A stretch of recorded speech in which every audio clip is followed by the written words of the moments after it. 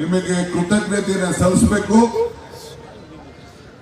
ಮತದಾರರಿಗೆ ಅಭಿನಂದನೆ ಸಲ್ಲಿಸಬೇಕು.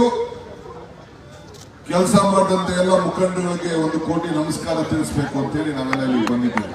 ಇವತ್ತು ಏನು ಈ ಚುನಾವಣೆ ಶಿಗ್ಗಾಂವ್ನಲ್ಲಿ ನಡೆದಿದೆ,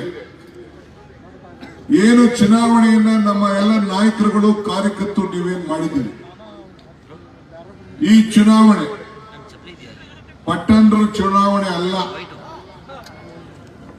ಇದು ಪಟ್ಟಣರ ಗೆಲುವು ಅಲ್ಲ,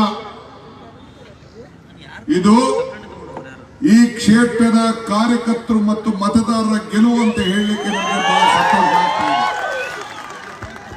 ಇದಲ್ಲದೆ ರಾಜ್ಯದ ಎಲ್ಲ ಕಾರ್ಯಕರ್ತರುಗಳಿಗೆ ಒಂದು ಶಕ್ತಿಯನ್ನ ತುಂಬಿದ್ದೀರಿ.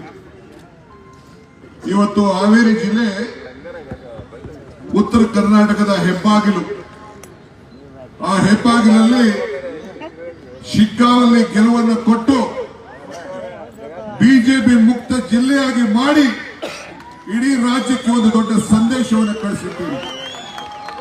ಅದಕ್ಕೆ ನಾನು ನಿಮ್ಮೆಲ್ಲರೂ ಕೂಡ ಪಕ್ಷದ ಅಧ್ಯಕ್ಷನಾಗಿ ನಿಮ್ಮೆಲ್ಲರೂ ಕೂಡ ನಾನು ಕೃತಜ್ಞತೆ ತಪ್ಪಿಸಲಿಕ್ಕೆ ನಾನು ಮುಖ್ಯಮಂತ್ರಿಗಳಿಗೆ ಬಂದಿದ್ದೇನೆ. ಈ ಕ್ಷೇತ್ರ ಶಿಗ್ಗಾ ಕ್ಷೇತ್ರ, ಇದು ಯಾಸೀರ್ ಪಠಾಣ್ ಅಲ್ಲ.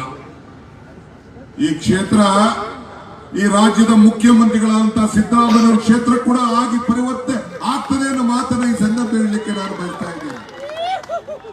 ಅವ್ರಿಗೂ ಕೂಡ ಜವಾಬ್ದಾರಿ ಇದೆ. ನಮ್ಮ ಶಿವಾನಂದ ಪಾಟೀಲ್ ಜಿಲ್ಲಾ ಮಂತ್ರಿಗಳು, ಅವ್ರಿಗೂ ಕೂಡ ಜವಾಬ್ದಾರಿ ಇದೆ. ಸತೀಶ್ ಜಾರಕಿಹೊಳಿ ಅವರು ಕೂಡ ಜವಾಬ್ದಾರಿ ಇದೆ.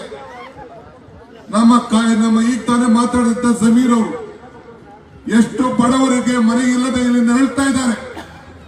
ಒಂದು ಪಟ್ಟಿಯನ್ನು ಮಾಡಿ ಈ ಬಡವರಿಗೋಸ್ಕರ ಗುಡಿಸಲು ಮುಕ್ತ ಈ ಶಿಗ್ಗಾಂವನ್ನ ಪರಿವರ್ತನೆ ಮಾಡೋದು ಕೂಡ ಅವ್ರಿಗೊಂದು ಜವಾಬ್ದಾರಿ ಇದೆ. ಅಲ್ಲದೆ ನನಗೂ ಕೂಡ ಉಪಮುಖ್ಯಮಂತ್ರಿಯಾಗಿ ನಾನು ಕೂಡ ಜವಾಬ್ದಾರಿಯನ್ನು ಹೊರಲಿಕ್ಕೆ ಸಿದ್ಧರಾಗಿದ್ದೇನೆ.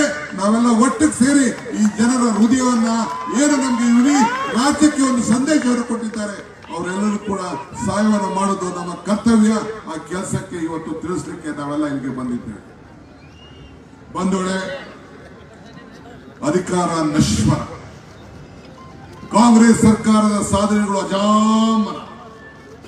ಅದು ಎಷ್ಟೇ ಆದ್ರೂ ಕೂಡ ಈ ಮತದಾರನೇ ಈಶ್ವರ ಅಂತ ಹೇಳಿ ನಿಮ್ಗೆಲ್ಲ ಕೈ ಮುಗಿದು ಪ್ರಾರ್ಥನೆ ಮಾಡಲಿಕ್ಕೆ ನಾವೆಲ್ಲ